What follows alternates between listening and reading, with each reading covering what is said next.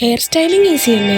എന്റെ ഈ വീഡിയോ കണ്ട് ഹോട്ട് എയർ ബ്രഷ് വെച്ച് എങ്ങനെയാണ് ചേച്ചി സ്റ്റൈൽ ചെയ്യുന്നതെന്ന് ചോദിച്ച കുറച്ച് പേർക്കുള്ള ഒരു വീഡിയോ ആണിത്. ഫസ്റ്റ് ഓഫ് ഓൾ നമ്മൾ റീൽസിൽ കാണുന്ന പോലെ അത്ര സിമ്പിൾ ആൻഡ് ഈസി അല്ല എന്നുള്ളതാണ് റിയാലിറ്റി. സ്ട്രെയിറ്റ്നർ ബ്രഷിനെക്കാളും ഹോട്ട് എയർ ആകുമ്പോൾ കുറച്ച് ടൈം കൺസ്യൂമിംഗ് ആണ്. വേണമെങ്കിൽ നമുക്ക് സെക്ഷൻസ് ആക്കി മുടി ക്ലിപ്പ് ചെയ്ത് വെക്കാം, അല്ലെങ്കിൽ നമുക്ക് ആ ഒരു അണ്ടർസ്റ്റാൻഡിങ്ങിൽ നമുക്ക് ചെയ്യാം. ഫസ്റ്റ് ഓഫ് ഓൾ നിങ്ങൾ ഒരു 5 to 10 seconds ഹെയർ അങ്ങനെ ഹോൾഡ് ചെയ്ത് വെക്കണം, ആ ഒരു ടെൻഷന് വേണ്ടിയിട്ട്. നിങ്ങൾക്ക് വീഡിയോയിൽ കറക്റ്റ് വിസിബിൾ ആയിരിക്കും എന്റെ ഹെയർ ആദ്യം എങ്ങനെയായിരുന്നു ആൻഡ് ആഫ്റ്റർ സ്റ്റൈലിംഗ് എങ്ങനെയായിരിക്കുന്നത് എന്നുള്ളത്. അടുത്ത കാര്യം എന്താ വെച്ചാൽ, ഇഫ് നിങ്ങൾക്ക് സ്ട്രെയിറ്റ് ലുക്ക് അല്ല വേണ്ടെങ്കിൽ ഞാൻ ചെയ്യുന്ന പോലെ നമ്മുടെ ഹെയറിന്റെ ബോട്ടം സൈഡിലേക്ക് വരുമ്പോഴേക്കും കുറച്ചൊന്ന് നമ്മുടെ ഹോട്ട് എയർ ബ്രഷ് ഒന്ന് ട്വിസ്റ്റ് ചെയ്ത് കൊടുക്കുക. നിങ്ങൾ ഹെയറിന്റെ ഓരോ സെക്ഷനും റിപ്പീറ്റഡ്ലി ചെയ്തുകൊണ്ടിരിക്കണം. നിങ്ങൾക്ക് സാറ്റിസ്ഫൈഡ് ആവുന്നവരെ നിങ്ങൾക്ക് ചെയ്യാം. മോസ്റ്റ് ഇമ്പോർട്ടന്റ് പാർട്ട്, നമ്മുടെ ക്രൗൺ ഏരിയയിൽ ഒരു വോളിയം വരാനായിട്ട് നമുക്ക് ഈ രീതിയിൽ ഹെയർ ചെയ്യാം. അപ്പോൾ നമ്മുടെ ബാങ്ക്സ് ഹൈലൈറ്റഡ് ആയി നിൽക്കുകയും ഇവിടെ യൂസ് ചെയ്തിട്ടുള്ളത് ഐക്കോണിക്കിന്റെ 3-in-1 ഹോട്ട് എയർ ബ്രഷ് ആണ്. Next comes the most important part, എനിക്ക് പേഴ്സണലി വർക്ക് ആയതാണ്.